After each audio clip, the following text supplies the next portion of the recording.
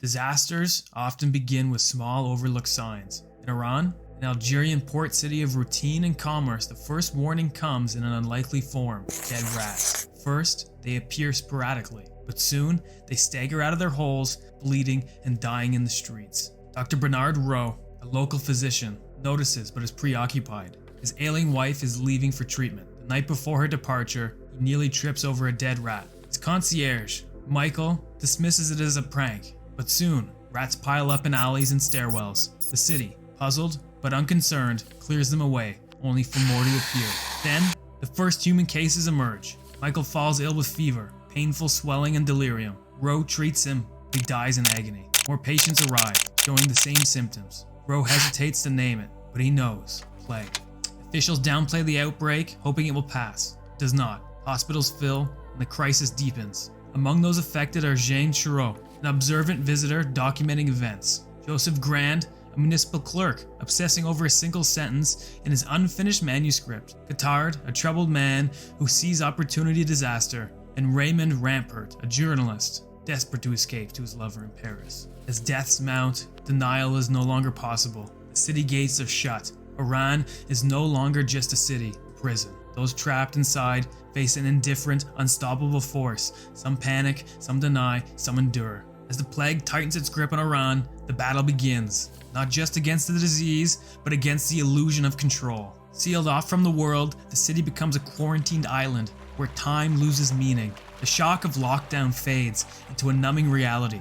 No one knows how long it will last. Dr. Bernard Rieux fights tirelessly in an overwhelmed hospital with no cure, only the struggle to slow the suffering. He refuses despair. His duty not to hope, but to act. For others, quarantine means different struggles. Journalist Raymond Rampert, desperate to reunite with his lover in Paris, tries everything: official appeals, black market smugglers. But bureaucracy is as unyielding as the plague. Jean Chiraud, an outsider and keen observer, sees the range of human responses: resignation, denial, selfishness, courage. Though not a doctor, he organizes volunteer sanitation teams, believing resistance is more than medicine. It is refusing to surrender to death. Father Penelot, a Jesuit priest, preaches that the plague is divine punishment, urging repentance. Some believe, others don't. But as the disease strikes indiscriminately, even the priest certainly wavers. Meanwhile, Cottard, often haunted by an unnamed crime, finds relief in the crisis.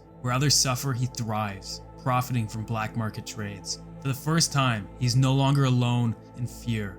Joseph Grand, a quiet municipal clerk, lives in small routines and unfilled ambitions, endlessly revising the first sentence of a novel he will never finish. Yet he persists, not expecting victory, but refusing to give up. As summer turns to autumn, Iran becomes a city of waiting. Letters pile up, phone lines are reserved for emergencies, and its people drift like ghosts, unable to plan or escape. Some grow numb to death, others break under its weight. Dr. Rieux works tirelessly, his hands stained with antiseptic, his mind fixed on the immediate. There is no time for sentiment, only action. In Rieux, who helps organize volunteer teams, he finds a rare ally. They fight not for grand ideals, but because lives are at stake. Carts carry the dead, roll through the streets. Plague is no longer an interpretation, it is Iran's new reality. The city, once hopeful for a return to normalcy, now understands the truth. This is war, not just against disease, but against fear and the urge to surrender. By midsummer,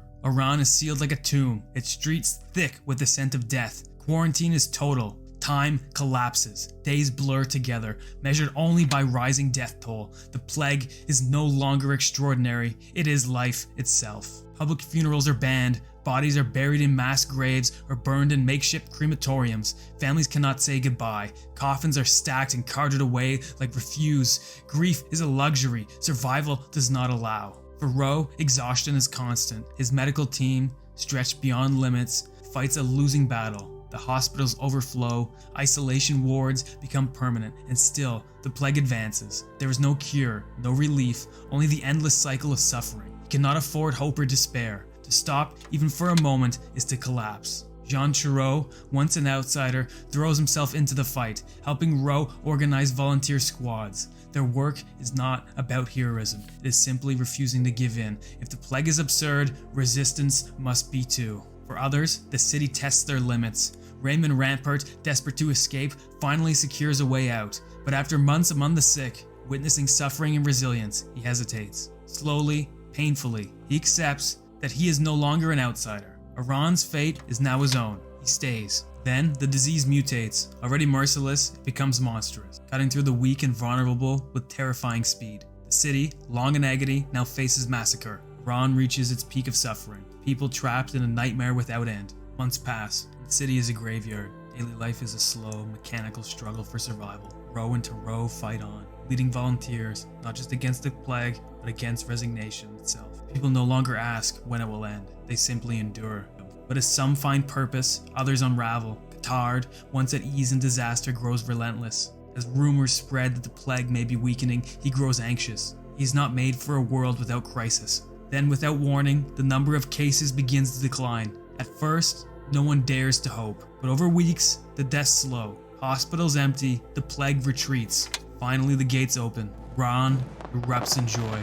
Families reunite. Streets overflow with life. For those who fought hardest, the celebrations feel hollow. Dr. Rieux walks through the crowds, knowing the plague was never just about the disease. It is part of life itself. And so, Rieux writes this story, not to glorify suffering, nor to turn it into a lesson, but simply to bear witness. Remember those who fought, those who died, and those who, in their own quiet way, refused to surrender to despair. Plague is gone, but life goes on, fragile and fleeting, forever caught between joy and the knowledge that one day the gates may close again.